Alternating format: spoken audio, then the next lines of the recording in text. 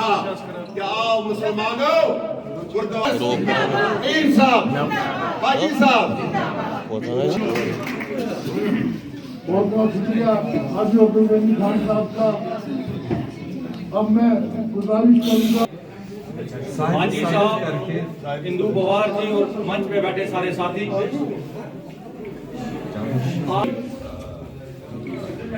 अपने मुल्क का बंटवारा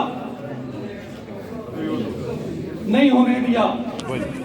1917 में आज ही के दिन हमारी भूतपूर्व प्रधानमंत्री स्वर्गीय इंदिरा गांधी जी ने जन्म लिया है।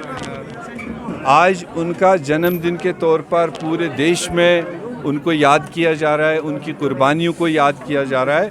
उसी सिलसिले में आज यहाँ प्रदेश कांग्रेस कमेटी श्रीनगर में भी और जम्मू में भी जो तकरीबात हैं, ताकि हम आने वाले जनरेशन को इंदिरा जी के खदमात के बारे में जानकारी दे सकें।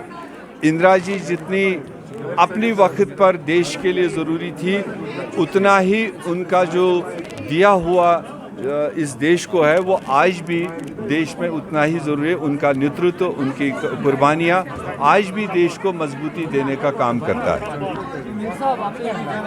जैसे बताया कि अल्टीमेटली जो देश का अवाम है, जिसमें किसानों का एक बहुत बड़ा हिस्सा है, बहुत बड़ी आबादी है। हम बराबर पिछले 1.5 साल से कांग्रेस पार्टी, हमारे नेता राहुल गांधी, सोनिया गांधी सड़कों पर भी किसानों के इस हक में आए कि मोदी साहब को समझाने की कोशिश की कि जिस तरह से आप देश में कानून पास कर रहे हो और जिनके लिए कर रहे हो उनसे पूछे बगैर ये नहीं सोचते कि उनके हक में वो है या नहीं है। जो कानून पास किए गए थे वो किसानों को बर्बाद करने के लिए, और जब किसान बर्बाद होगा तो देश बर्बाद होगा।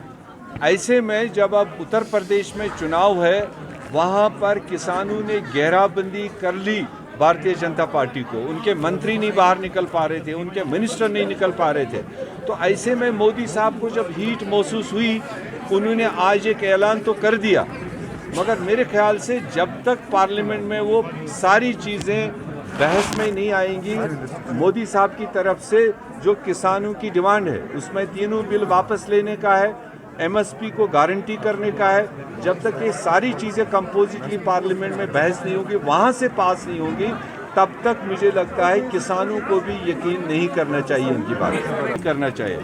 उसके लिए तो कोई भी सामने नहीं आता है जहाँ तक टेररिज्म और सिक्योरिटी फोर्सेस आपस में लड़ते हैं। और जब इस तरह के वाक़ात रोनुमा होते हैं कि जो विजिबली किसी भी ऐसी तंजीम या किसी भी ऐसी अस्करियत के साथ इन्वॉल्व नहीं है, उनके साथ इस तरह की डीलिंग नहीं होनी चाहिए जो सरकार ने पहले दिन से बताया।